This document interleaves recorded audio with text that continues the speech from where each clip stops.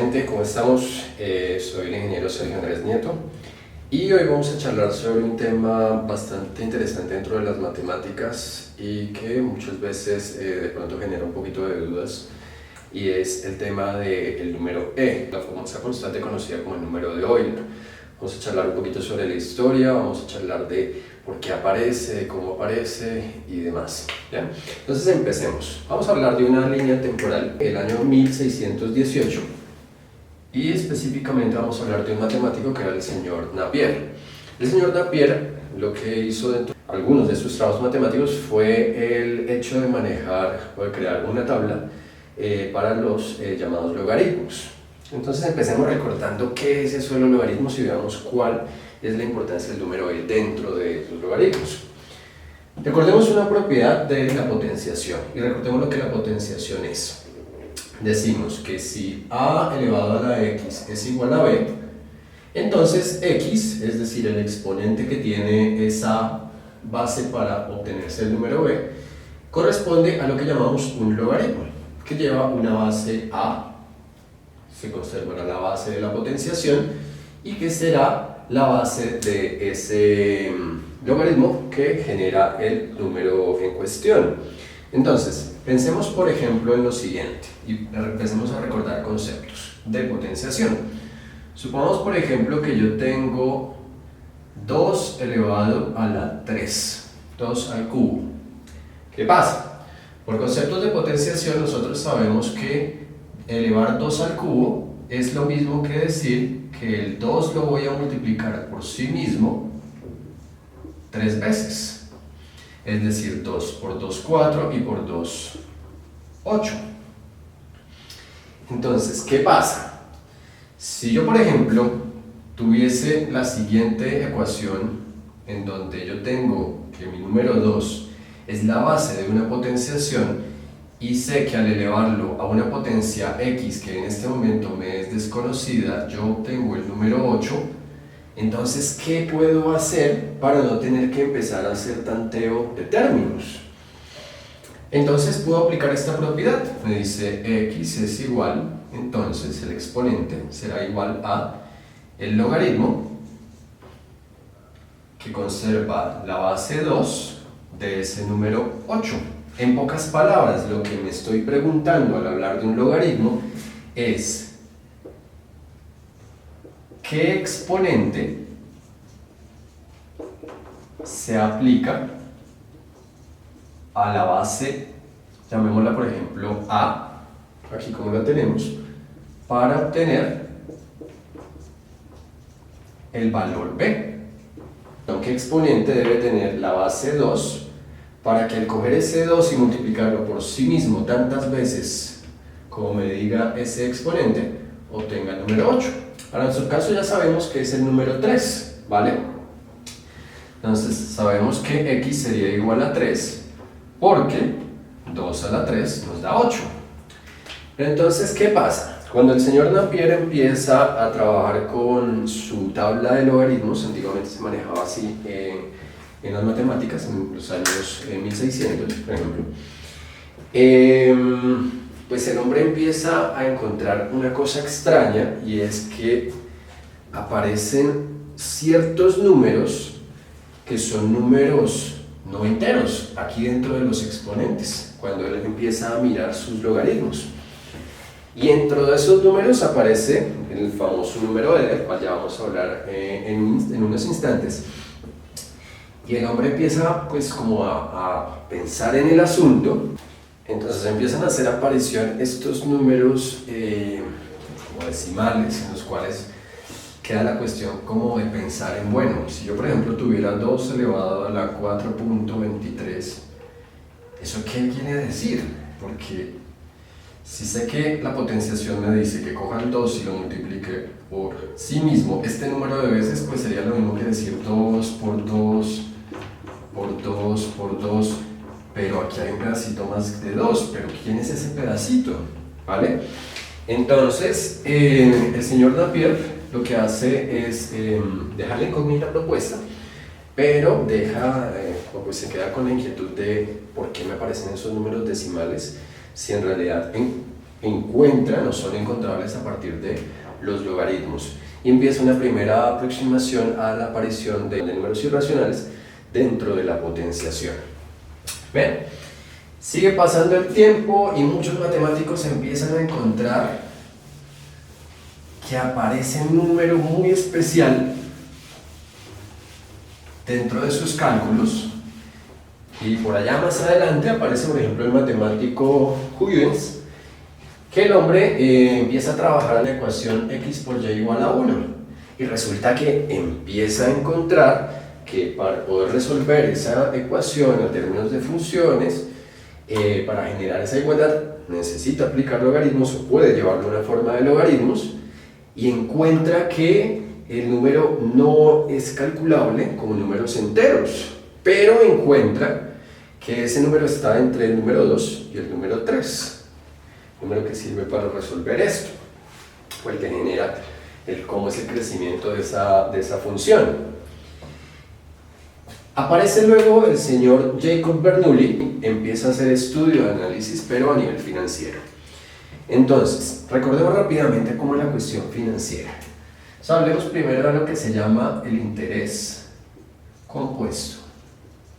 ¿Qué quiere decir eso del interés compuesto?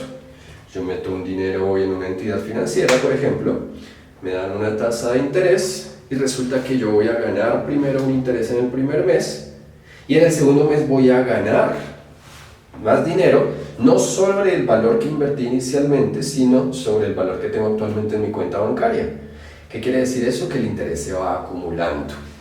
Y entonces, el interés compuesto se puede modelar matemáticamente a partir de una ecuación que dice que el valor futuro de una inversión es igual al valor invertido inicialmente o valor presente, factor de 1 más la tasa de interés elevado a la n. Bien, donde esta n hace referencia al número de periodos, siempre y cuando estemos en los mismos términos de la tasa de interés, y dependiendo de cómo sea la capitalización, y la i es la tasa de interés. Otra forma de escribir esto es aquí utilizando una letra R, en donde en esa R ya tenemos en cuenta la conversión de la tasa teniendo en cuenta el tiempo. Bien, entonces empecemos a pensar en esto. El señor Jacob Bernoulli empieza a pensar, bueno, supongamos que yo tengo una inversión de $1, ¿vale? $1 es el valor que voy a invertir el día de hoy. Y supongamos que ese dólar lo voy a tener invertido en una entidad bancaria durante un año. Entonces el periodo sería un año. Y supongamos que la tasa de interés fuera el 100%. El 100% significa 1 escrito en términos decimales. Pero pues como voy a tenerlo invertido durante un año y al final del año es cuando me van a pagar el dinero, pues la tasa de interés irá dividida entre 1. Y veamos lo que ocurre. Cuando yo aplico esto nos da 1 factor de 1 sobre 1 daría 1, más 1, 2, y elevado a la 1. 2 a la 1, 2, y por 1, 2. Claro, si yo tengo una tasa de interés de 100%, que me lo van a pagar al final del año, pues lo que va a ocurrir obviamente es que voy a obtener el dólar que invertí más el dólar que me gané. Bien, pero supongamos entonces un caso más extremo. Supongamos que la inversión la voy a hacer al año y que los pagos me los van a hacer a final de año, pero la tasa va a ser mensual. Entonces veamos qué pasaría si fuera al mes, en 12 meses. Entonces tendríamos el dólar que invertí, factor de 1 más el 100% de interés que hablábamos, pero dividido entre 12, porque se supone que cada mes va a capitalizar. Entonces cada mes este 100% va a entrar a jugar ahí. Y elevado a la 12, porque van a ser periodos mensuales, 12 meses que tiene el año. Y apliquemos ese cálculo, entonces veámoslo rápidamente. Y obtendremos el valor de $2.61 Pero volvamos el caso aún más extremo. Ya no vamos a pensar en meses, pensemos por ejemplo en minutos. Si mi tasa se capitalizara cada minuto yo estuviera ganando dinero, un 100% sobre ese interés. Entonces veamos, tendríamos $1, factor de 1 más 1 sobre, y pensemos, entonces llevemos el año a minutos. Un año tiene 365 días. Los 365 días tienen 24 horas y las 24 horas tienen 60 minutos. Y hagamos aquí lo mismo con el exponente. 365 días por 24 horas y por 60 minutos. Y calculemos eso. Entonces veamos. 365 por 24 y por 60 nos darían un total de 525.600 minutos en el año. De tal manera que si yo ganara ese 100% cada minuto, obtendríamos un total. Al final del año voy a tener 2.71,82 dólares. Entonces, ¿qué vemos? Sin importar que esté capitalizando cada minuto, o cada mes, o cada año, el valor no se dispara de forma infinita. El valor tiene un valor como de convergencia hacia un valor entre 2 y 3, más o menos, esos valores de los que hablaba el señor Huygens dentro de su estudio. Y es un número decimal, y como hay potenciación, pues habrá salido un logaritmo, como hablaba el señor Napier. Bien, el señor Bernoulli piensa ahora en tiempos infinitesimales. Y entonces dice, ¿qué pasaría si f fuera el límite cuando n tienda a infinito de 1 más 1 sobre n elevado a la n? Y resulta que ese valor le da un valor muy cercano a esto, 2.7182, etc. Bien, y a ese valor 2.71, es un valor un poquito más exacto, sería 2.7182, no es un número periódico, importante tenerlo en cuenta, pues vendría a ser el resultado de esa operación financiera. ¿Bien? Y a ese número inicialmente lo llamaron como una constante universal que aparecía a dar respuesta a todas estas cuestiones. Pero llega el año de 1748 y aparece en escena el matemático suizo Leonhard Euler, un matemático brillante, uno de los más grandes cerebros que ha tenido la humanidad, y el hombre se pone a hacer análisis de series entre uno de sus muchísimos trabajos. Y entonces el hombre se da cuenta que si coge el número 1 y le suma 1 sobre 1 factorial, y le suma 1 sobre 2 factorial, y le suma 1 sobre 3 factorial, y así sucesivamente, encuentra que ese resultado de hacer toda esta operación da un número exactamente como este, pero el hombre, a partir del cálculo de convergencia de esta serie, le encuentra las primeras 18 cifras significativas, y al encontrar esas primeras 18 cifras significativas ya se da cuenta que este número no es periódico, porque si nos damos cuenta aquí 82, 81, otra vez 82, pareciera que de pronto fuera. Y entonces el señor Leonhard Euler encuentra que el número del que hablamos en este momento, no le pongamos nombre, es un número irracional.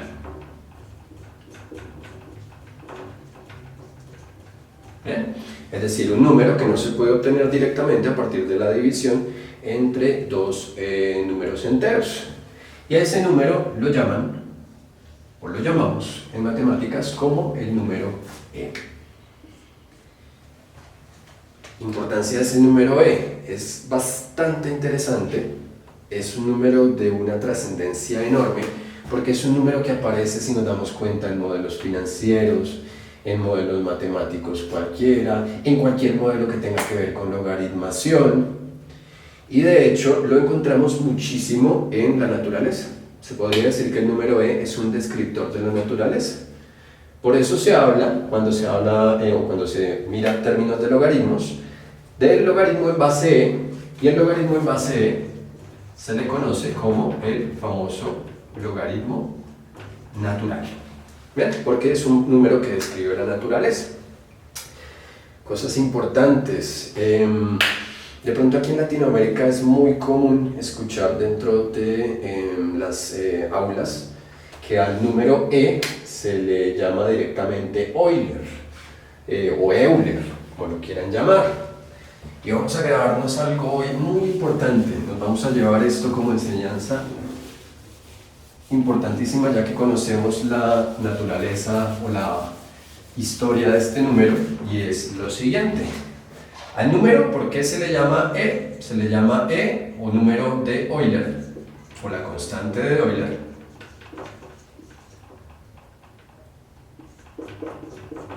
en honor al matemático suizo Leonhard Euler y a sus contribuciones y a sus conclusiones finales sobre este número.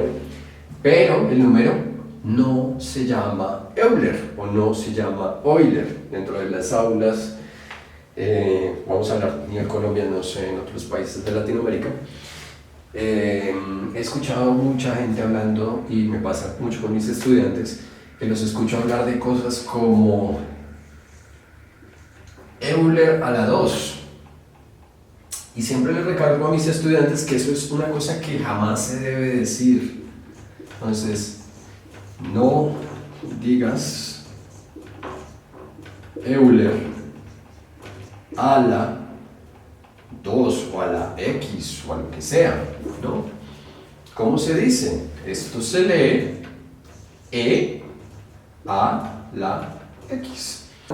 Podríamos decir que así como el número phi es el número que describe la belleza en el universo, o es la descripción que daban los griegos, el número e es el número que básicamente describe al universo como tal y a la naturaleza. Muchas gracias, espero que les haya gustado el contenido del video. Si lo encuentran útil, chévere que me regalen un like, un me gusta, y sería muy chévere si quisieran estar al día con estos temas, que se suscribieran también al canal, le demos clic a la campanita para estar pendientes de las publicaciones. Les agradezco mucho y nos vemos después.